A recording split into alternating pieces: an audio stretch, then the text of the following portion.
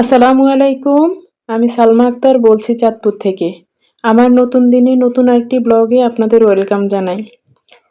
যে যেখান থেকে আমার ভিডিওটি দেখছেন আশা করি পরিবার পরিজন নিয়ে সবাই ভালো আছেন, সুস্থ আছেন। আমরাও আল্লাহর রহমতে ভালো আছি। সবার সুস্থতা কামনায় আমি আমার আজকের ব্লগটি শুরু করছি। আশা করি সবার ভালো লাগবে। আজ চাঁদপুরে একটি ক্লাস আছে যেখানে আমাদের শিক্ষক প্রশিক্ষণ হবে। সেখানে থাকতে হবে সকাল 9:30টার মধ্যে। এদিকে আমি যে বাসায় থাকি বিল্ডিং এর সবাই মিলে একটু ছোটখাটো খাওয়ার আয়োজন করছে। সেখানে থাকছে চিতই পিঠা, মাংস আর ভর্তা। যেহেতু ব্যস্ত থাকবো সারাদিন সেজন্য চিন্তা করলাম সকালবেলা বেশি করে খিচুড়ি রান্না করে নিলে সকাল দুপুর যেন চলে যায়। এজন্য রাতেই আমি সকল ধরনের সবজি কেটে রেখেছি। শীতকালীন সবজি দিয়ে খিচুড়ি রান্না করলে খেতে কিন্তু অসাধারণ লাগে।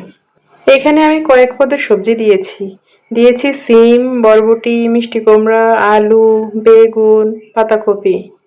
যে সবজিগুলো আগে সিদ্ধ হবে সেগুলো আমি একটু পরে দিয়েছি, আর যেগুলো একটু সময় লাগবে সেগুলোকে আগে আমি কষিয়ে নিয়েছি। দিয়ে দিয়েছি পানি। কিছুক্ষণ ঢেকে আমি দিয়ে দিচ্ছি চাউল। চালটা নেড়ে ছেড়ে আবার কিছুক্ষণের জন্য ঢাকনা দিয়ে দিব। আমি চালটা এখানে কম দিয়েছি, সবজি বেশি দিয়েছি। আপনারা আপনাদের পছন্দ মতো কম বেশ করতে পারেন, যেহেতু শীতকালীন সবজি মিস করা যাবে না। পাশের চুলায় আমি চা বসিয়ে দিয়েছি। চা মানে ইমোশন, চা মানে নেশা। আমার ঘরে চায়ের ব্যাপারে সবাই খুব ইমোশন, বিশেষ করে আমার বড় ছেলেটা। ও তো সকাল বুঝে না, দুপুরও বুঝে না। ও মনে করে চাটা খেতে পারলে শান্তি। এই তো আমার খিচুড়িটা হয়ে গিয়েছে।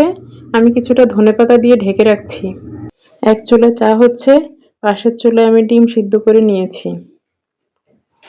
এই তো আমার রান্নাবান্না প্রায় শেষ।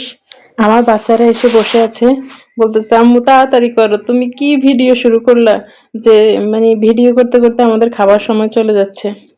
এখন যেহেতু ভিডিও করছি একটু সাজিয়ে গুজিয়ে আমার বন্ধুদের তো দেখাতে হবে, তাই না? আমার মেয়েটা জানে আমি ভিডিও করছি। খাওয়ার আগে বলবো আম্মু ভিডিও শেষ হয়েছে, খাবারটা খাবো। যাই হোক, খাবার দাবার শেষ করে আমরা এখন রেডি হয়ে নিচ্ছি। আর এরই মাঝে আমার বাচ্চারাও খেয়ে নিয়েছে।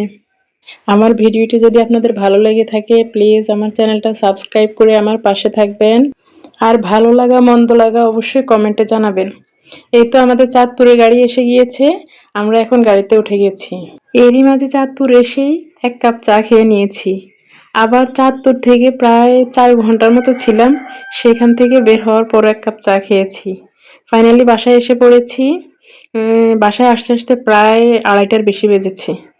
এই যে দেখছেন চিতই পিঠা বানাচ্ছি, এটা কিন্তু সন্ধ্যার পরে। যেহেতু কেউ জানে না আমি যে ভিডিও করছি, এজন্যই বেশি কিছু শেয়ার করতে পারলাম না। আজ আমরা এই চিতই পিঠা বানাতে বানাতে খেতে থাকি আর আপনাদের কাছে বিদায় নিয়ে নিচ্ছি। আল্লাহ হাফেজ।